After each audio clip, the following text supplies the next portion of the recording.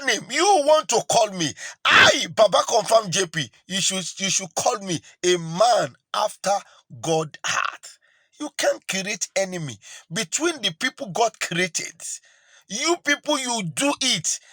And you are doing it all in the name of the weight you want to gather. All in the name that you want to gather crowds. They are fake you. Hello, Bashiru in South Africa. Ni Bashiru. Major Bashiru in South Africa, they are the same thing. Jeremiah Omoto, they are the same thing. Apostle Sulaiman, they are the same thing. Iginla, they are the same. They are fake prophets. They arrange people for miracles. Forget about it. Now, when they tell you prophecy, the prophecy they tell you, it is the information they gather from you. Go and check very well. Àṣírí wọn ti ń tú síta. Àṣírí wọn ti ẹ̀ ti tú ṣùgbọ́n nítorí pé inú kóòtù ni gbogbo wọn wà. They are in courts. Wọ́n ti bà ayé àwọn èèyàn jẹ́. Wọ́n ti da ọpọlọ wọn rú. Èyí tó jẹ́ kó wà níwájú wọn ti lọ gbé sẹ́yìn. Àwọn èèyàn ti dump. Àwọn tí wọ́n ń tẹ̀lé wọn, wọ́n ti dump. Wọ́n ti bà ayé wọn jẹ́. Bó o bá mu omi ní ọ̀dọ̀ wọn, ayé ẹ ti bàjẹ́ nìyẹn. Wàláì. Bó bá jókòó sórí ìjókòó wọn, ayé ẹ ti bàjẹ́ nìyẹn. Bó bá wọ inú tọ́ílẹ̀tì wọn, ó ti lóhun tí wọ́n ti flit síbẹ̀. Ayé èèyàn yẹn ti bàjẹ́ nìyẹn. Báwo ló ṣe máa jẹ́ èèyàn òkùnkùn tó dẹ̀ máa present ara ẹ wípé ènìyàn Ọlọ́run ni ẹ? They are in the same court. The same thing as Adeboye and Oyedepo. They are in the same court. If you are righteous, gbọ́dọ̀ bá àwọn ẹlẹ́ṣẹ̀ pé.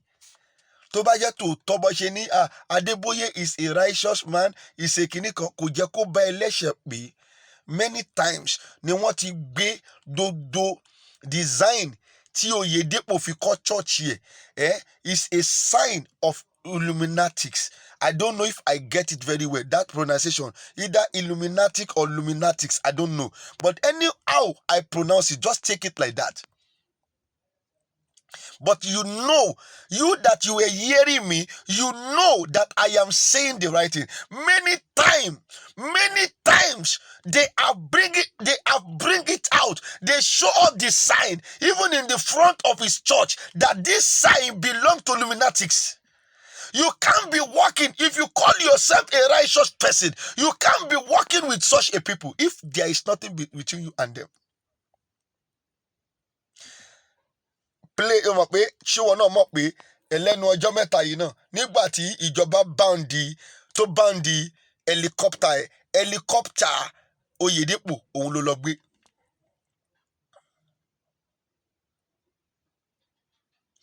So I am not here to condemn the gospel, but I am here to condemn anybody that is doing wrong in what God asks we, the men of God, to do. That is why I am here.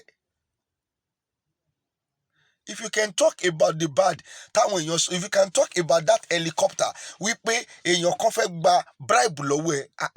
You need to talk about Yoruba nation also. It's the same thing. You want to say the truth. You want to tell the world the truth. You don't say, but you know, silent to Adeboye. You can still come out to talk about that helicopter. That somebody said, one of the people that is ruling, or one of the boss, so that we pay àwọn ni wọ́n wà nínú be plane or helicopter can fly loke. It demand bribe from you. If really you want to use your own, which the government has suspend, you want to use it to fly to the meeting you want to attend last week. If you can come out in the gathering of people to say it, ó jẹ́ kó lè sọ nípa ti Yorùbá nation now. But you lo silent to ṣì sọ yẹn náà. Ó ṣì sọ now. Ẹ̀yin èèyàn yìí wicked. Ẹ burú gan. You know what is right, you don't do it. You are keeping people in bondage. Nigerian pastors, Nigeria major prophet, you call yourself major prophet, all in the name, you want people to be under you. You are wasting people time. You want to run the whole children of God into hellfire. That is what we want to do. And it cannot be possible. Nigeria are suffering. You know that they are suffering. You know that we are suffering. Yet, you people don't care. You can never be friend to government. Not this kind of government. Even in that gathering you attended with the helicopter of Oyedepo, do you know you said something in that gathering that we should continue to pray for Nigeria? Which Nigeria are we praying for? The Nigeria you know that it cannot work. You are not blind. I cannot say you are blind. You know what you were doing. So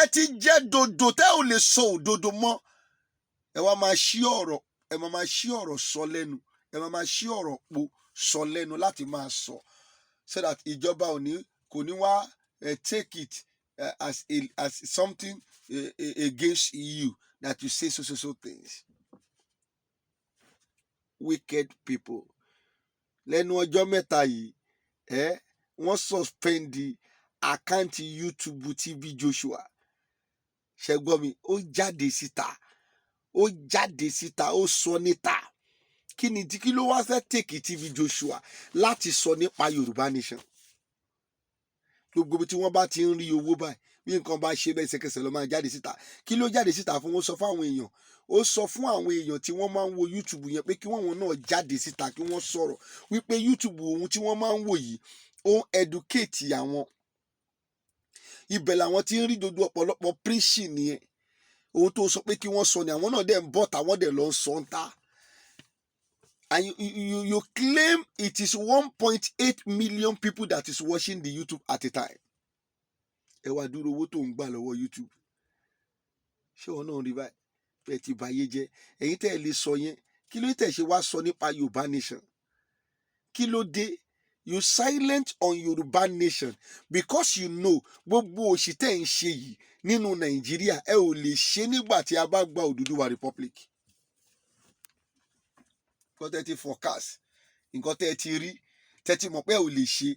That is why you don't talk about it. You only talk about anything that will give you profit. You only talk about anything that will bless you. You only talk about anything that will suit you. You don't talk about any other thing that will not suit you. Otawa sọ ni wípé enough is enough.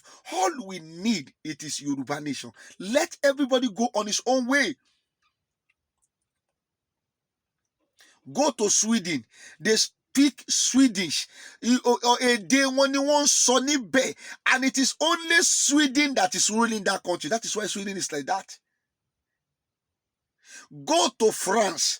You can never see any other that is ruling France. It is France that is ruling France. So why Nigeria get to worse like this is because of three tribes is ruling this country. 3 tribes. 3 tribes. So therefore, we don't need that again. Enough is enough. Kò sí ìdí kankan tí Nàìjíríà yìí fi rí bẹ́ẹ̀. Gbogbo ẹ̀yin agitator, kí ẹ bá ń gbọ́ pé ẹ̀ ń listen sí mi dáadáa. Kò sí ìdí kankan tí Nàìjíríà yìí ṣe rí báyìí. Ìdí tó ṣe rí bẹ́ẹ̀ ni wípé àwọn ẹ̀yà mẹ́ta ni wọ́n ń rúlu Nàìjíríà. Kò dẹ̀ lè work. Ọ̀gá mẹ́ta ò lè sí nínú ọkọ̀ yẹn ò lè balance, ọkọ̀ yẹn ò ní dúró, ọkọ̀ yẹn máa capsize ni. Let everybody go on his own way. Let Yoruba rule his country. Let Biafra rule his country. Let Hausa rule his country, and you will see what is going to happen. You will see the good development that will come in. And you people know it. You don't want to say about it. You continue telling your member that God does not send you to those areas. Where does God send we, the men of God? Is it not to them? Is it not to the people that is doing wrong? Is it not to the sinner? We that we are free from sin. We that we know the law of God. We that we know the art of God. We are sent to those people that does not know the art of God. We are sent to those people that is doing the wrong thing so that we can bring them to normal. And part of them, it is the government of Nigeria. They are politicians. So you don't want to talk to them because you are there. You are there. You are among them. You share out of the money. They gave you money. You share the money. You keep the money of Nigeria. You keep that money belong to Nigeria. They keep it in your account, in your church account. Ẹ ti yá owó débi wípé Nàìjíríà ti yá owó débi wípé kò sí bá a ṣe fẹ́ ṣe wọ́n ti bà ọjọ́ ọ̀la gbogbo àwọn ọmọ Nàìjíríà jẹ́. Wọ́n ti bà ọjọ́ ọ̀la gbogbo Nàìjíríà jẹ́. Wọ́n ti yá owó. Nàìjíríà yá owó ṣe train. Owó wọ́n fi ṣe train. Train tí wọ́n ṣe náà kò ṣiṣẹ́ dáadáa. Train tí wọ́n ṣe lẹ́nu ọjọ́ mẹ́ta yìí òun ló lọ kú sí ọ̀nà tẹ́ pé àwọn èèyàn wà stranded lọ́nà. We are living in a fake country. We are living in a fake country. Ẹ̀yin ọmọ Yorùbá ẹ dìde kúrò nínú oorun yín. Ẹ dìde. Arán mi sí dodo yín ni. Ogun ẹ̀yin ọmọ Biafra pátá. Ẹ dìde. Ẹ jẹ́ kí a já ìjà yìí once and for all. Ọlọ́run ti sọ kí n tó jáde. Ohun tí mo máa ń tẹnu mọ́ nìyẹn. Olúwa sọ wípé Nàìjíríà máa pín ìkíní nìyẹn. Ìkejì Yorùbá sì máa jáde láàrin wọn. Ìkẹta àwọn olóṣèlú yìí wọn ò ní fi yín sílẹ̀ pẹ̀lú àlàáfíà o. Àwọn ìjọba yìí wọn ò ní fẹ́ fi yín sílẹ̀ o àfi tẹ́ ẹ bá jagun. Tá a bá dẹ̀ jagun, what you people say is that we should continue like that. That is all. Ṣùgbọ́n ẹ rántí wípé ọ̀gá mẹ́ta ò lè jókòó sínú ọkọ̀ kan. Ọkàn yìí ò ní dúró dáadáa nítorí ẹ̀ la ṣe ń jẹ̀yà. Kò sí nǹkan kan tá a ṣe ń jẹ̀yà tí ìbá gorí oyè tiẹ̀ a máa wò pé ilẹ̀ Haúsá lòun máa favour. Kí tóun bá gorí oyè tiẹ̀ a máa wò pé ilẹ̀ Yíbò lòun máa favour.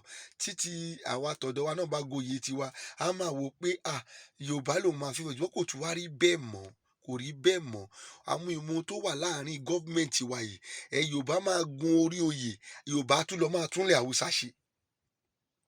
Ṣèyí náà gbogbo ẹ̀ ó ti everything ti dàrú. Ṣé pé gbogbo ẹ̀ ti fọ́. Yorùbá á máa gun orí oyè á tún lọ túnlẹ̀ Haúsá ṣe. Yíbò á gun orí oyè á lọ máa túnlẹ̀ ẹlòmíì ṣe. So possible. Kò lè work mọ́. Everything has got wrong. The only thing we need is to break. That is all. Break. That is the solution of Nigeria. We need Yoruba nations to function. We need Yoruba nation to function. Until we have Yoruba nations, there is nothing we can do. Yoruba nations is the only thing we need to function. Nígbà kan tí ìjọba dìde tó sọ pé àwọn fẹ́ gbé principle kan, they call it karma. Complaint kìíní kan karma tí wọ́n fẹ́ máa investigate àwọn owó tó wọlé nínú church tó ń jáde. Ṣẹ́yìn tún gbọmọ́ àwọn Adébóyè náà lọ rìn mọ́lẹ̀ lọ paná pé no ẹ má jẹ́ ká ṣe bẹ́ẹ̀. Even gan Kani dìde. Kani tí kò dìde lórí ọ̀rọ̀ Yorùbá nation yìí ó dìde lórí ọ̀rọ̀ karma. Yes, Oyedepo sọ nínú church yẹ pé kó bá bí wọn dá tó bá bí ìjọba dá kó wá investigate àkáǹtì ṣọ́ọ̀ṣì òun. Because you see them that what they want to do it is wrong. You come out and you say it. Fine, it is good. But why are you seeing Nigeria? Why are you seeing Yoruba nation and you don't talk about Yoruba nation?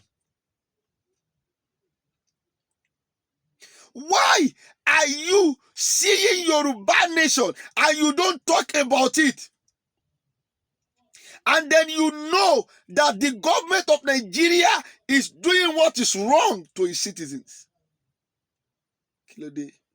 gbogbo tó bá favour yìí tó pẹ́ tó mọ̀ pé tó bá wọnú àkáǹtì yín ọmọ àbá gbogbo ẹ̀jẹ̀ ni gbogbo tó bá mọ̀ pé máa favour yín òun lẹ́yìn ṣe ohun tó favour yín rárá ẹ̀ ní súnmọ́ rárá gbogbo yín pátá lẹ máa jẹ̀yà gbogbo ẹrù ògo tẹ́ ẹ dì sílẹ̀ ẹ̀yin kọ́ lẹ máa jẹ o ọmọ ẹlòmíì ló máa jẹrù ògo yín ẹ lọ kọ sílẹ̀ lónìí gbogbo ẹ̀yin ìránṣẹ́ Ọlọ́run ìkà yìí gbogbo ẹ̀yin ìránṣẹ́ Ọlọ́run ibi èyí tẹ́ pera yín ní ìránṣẹ́ Ọlọ́run táwa mọ̀ pé ìránṣẹ́ èṣù nìyí gbogbo ohun tẹ́ ẹ dì sílẹ̀ tẹ́ pè lẹ́rù gbogbo ẹ̀ pátá ẹ máa jẹ̀yà lórí ẹ̀.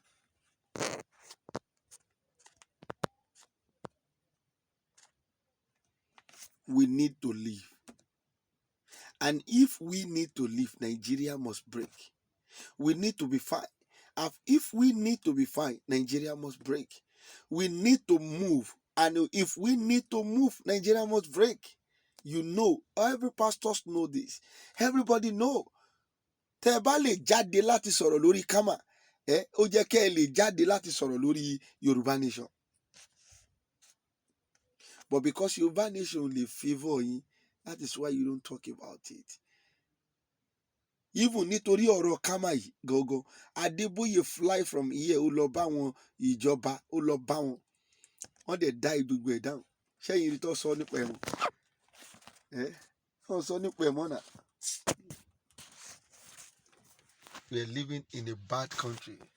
We are living in a country that is full of evil. We are living in a country that things is not working again.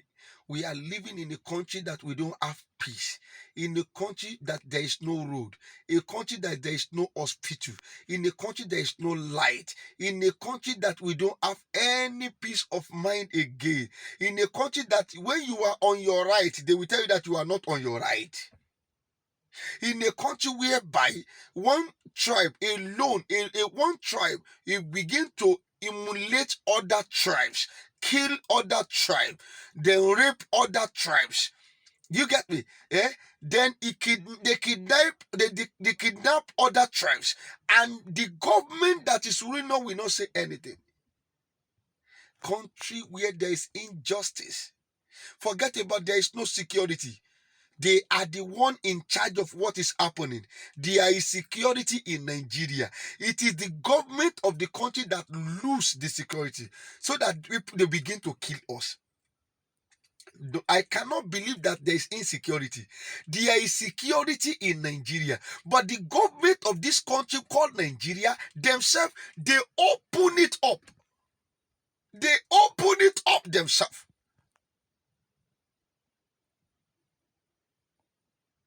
So the people, their tribe will begin to kill other people's tribes. They want to get all Nigeria to themselves. They want to claim every land in Nigeria. They want to wipe everybody away. They are doing everything to wipe everybody away in Nigeria so that all the Fulanis will capture everywhere.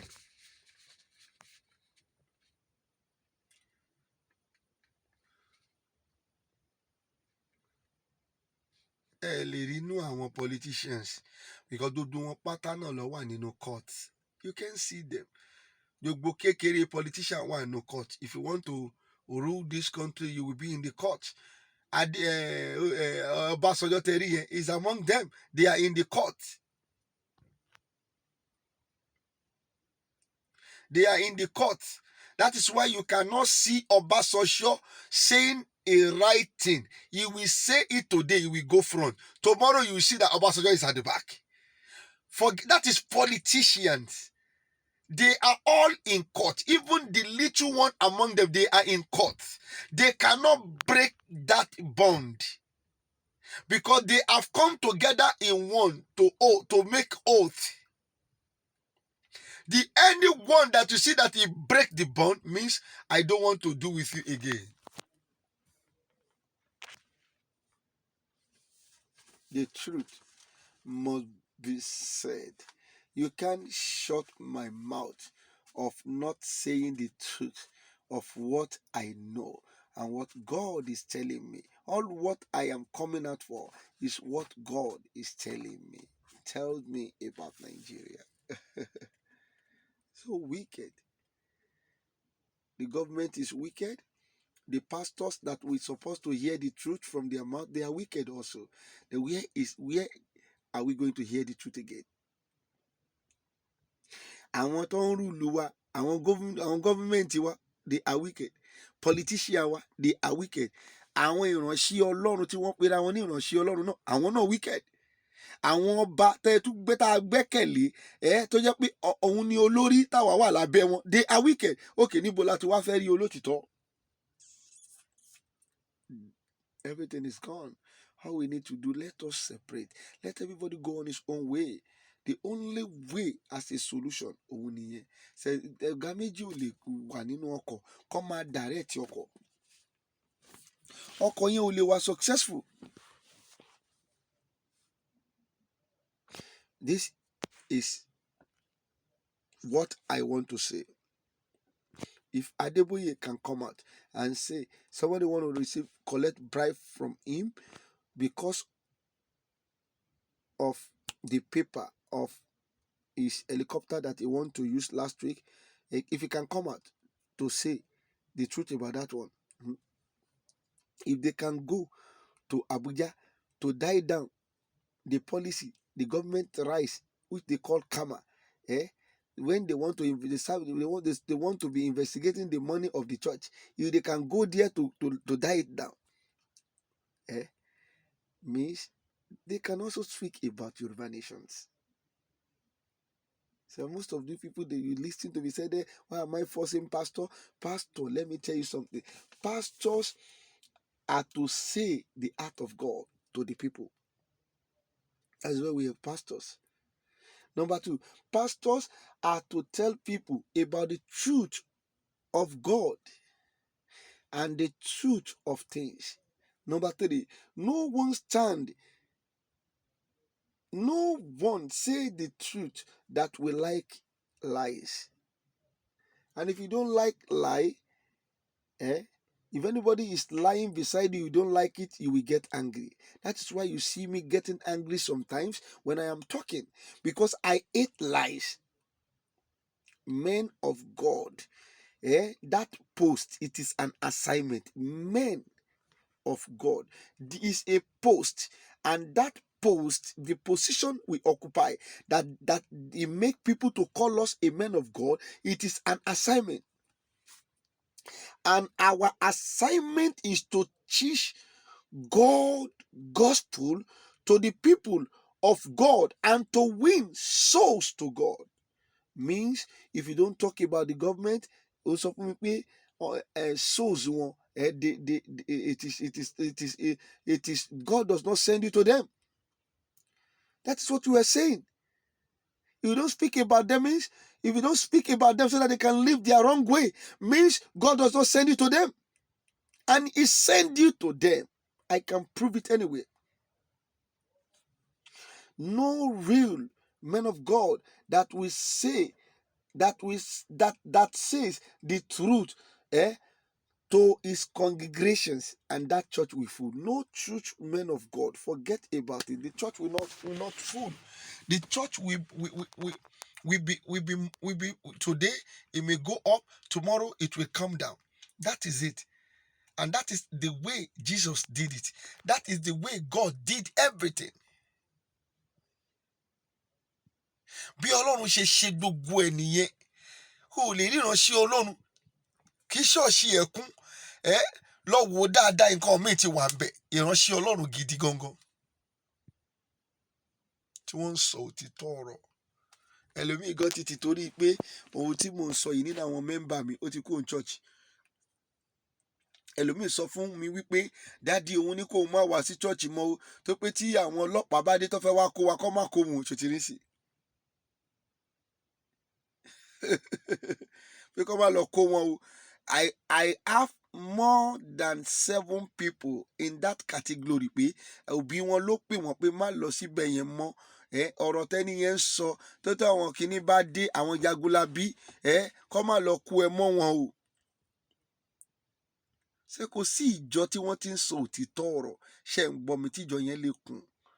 Nítorí pé àwọn tí wọ́n wà nínú ayé ti ìsinsìnyí sọ ti gbà yẹn, inú ayé ti ìsinsìnyí wọn ò fẹ́ òtítọ́ ọ̀rọ̀ kankan. ohun tí wọ́n fẹ́ ni pé kéèyàn máa parọ́ fún wọn. Ìjọ yẹn máa kún gan, máa parọ́ fún wọn, kẹjọ máa parọ́ fúnra yín.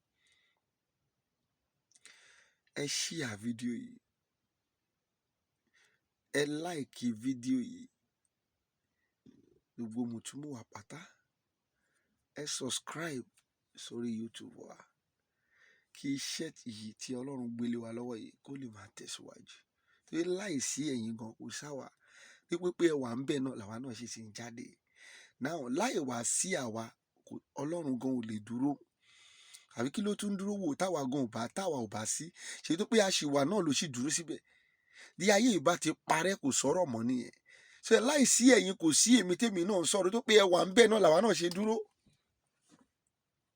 Ṣé ẹ bá wa share ẹ bá wa love ẹ, ẹ bá wa like ẹ comment dáadáa lórí kinní yìí.